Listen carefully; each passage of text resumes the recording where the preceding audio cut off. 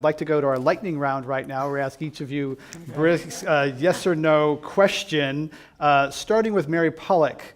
Yes or no, Canada is considering building a wall to keep out undocumented Americans fleeing north after the upcoming presidential election. Yes or no? That'd be no. We want people to come and work in Canada. We need people. Governor Inslee, Washington is the second largest wine producer in the country after California.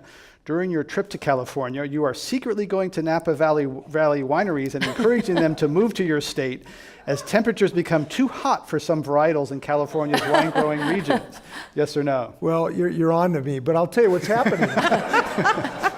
This is a serious issue. Napa Valley is moving to Washington because the climatic conditions that exist. Can I interrupt? You want to move it to Napa Valley is moving to Oregon. That is really clear. Through Oregon and then on up to Governor Brown. Traffic in Seattle is worse than traffic in Portland. Yes or no? Yes. That is because Portland has invested in an extensive light rail system. We were blessed by early leadership. Folks like Congressman Earl Blumenauer and Governor Barbara Roberts worked really hard to partner with the federal government to both have the vision for light rail and get it implemented.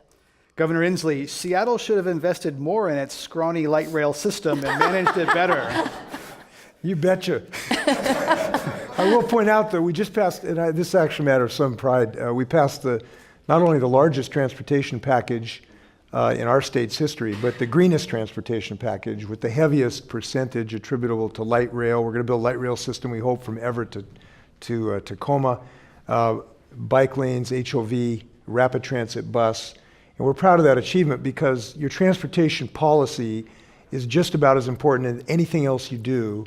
And when it comes to the world of carbon, and I think that's easy to forget, any infrastructure that we invest in today has a carbon footprint, and we've been diligent in making sure that we think about that when we make our infrastructure improvements.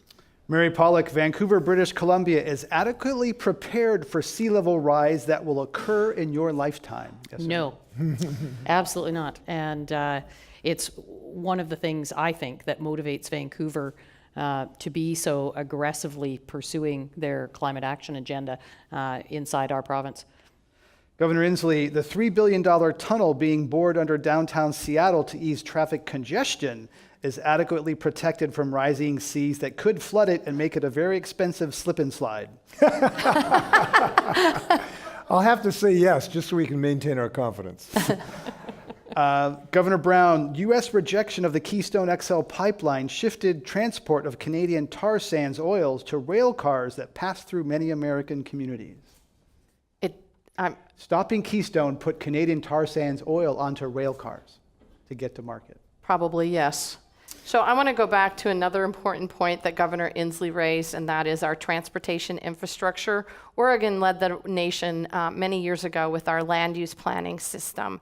And that has been a very wonderful tool for keeping our urban communities intact and helping us build transportation infrastructure. And I just think that that is a tool that we don't always think of when we're talking about global climate change, because having climate cities, compact cities, enables us to develop a transportation infrastructure that enables people to get to places very easily. And you can do it in a way that promotes health as well through walking and biking. And so I just want to put that on the radar screen. Governor Inslee, under President Obama, domestic production of fossil fuels has soared. Yes or no?